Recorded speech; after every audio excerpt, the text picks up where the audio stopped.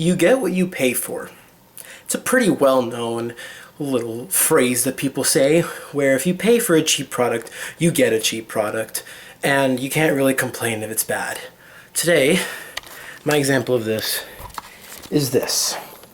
This is my Aero, I think W230? I forget the exact name of it, but it's one of these traditional kick scooters, which I bought for college, right?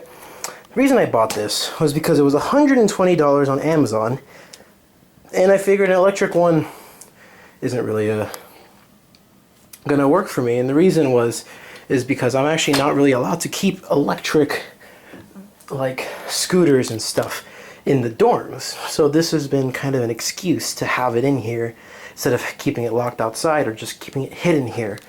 Now, while that's worked for me in the past, my issue is with actually using it.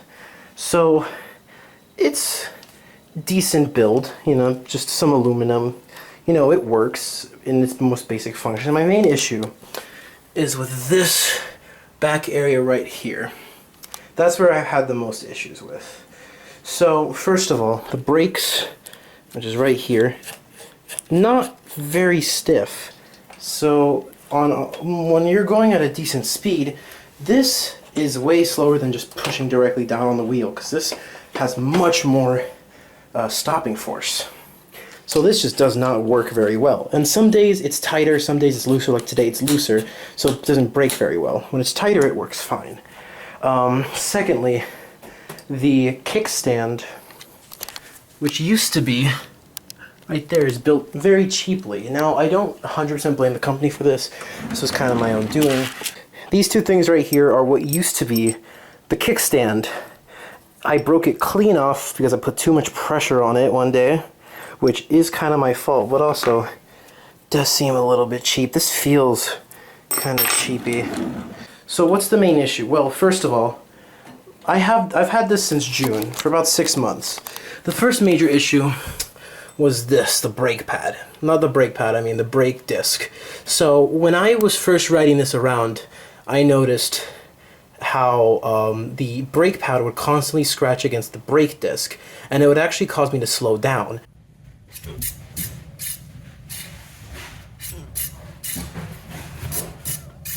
Eventually this kind of solved itself, but by just wearing it down, but it still kind of happens a little bit, not very noticeable.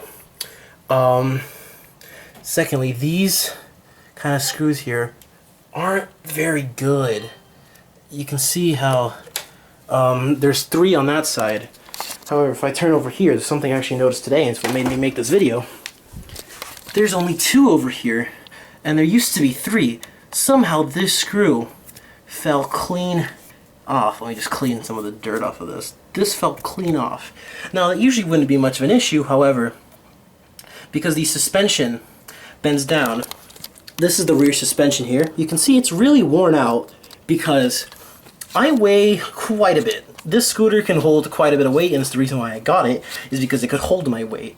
But the thing is, every time I'd use it, this part would dampen downwards and scratch against certain surfaces that were raised, and it would make a scratching noise. However, since the screw has been missing, let me just stand on it normally.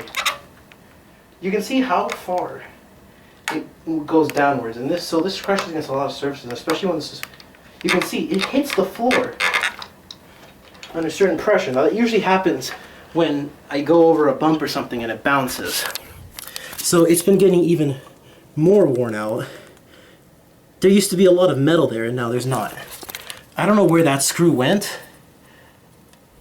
The thing is, these screws are tightened. I tightened these somewhat recently because it's recommended to do that, and it just fell off.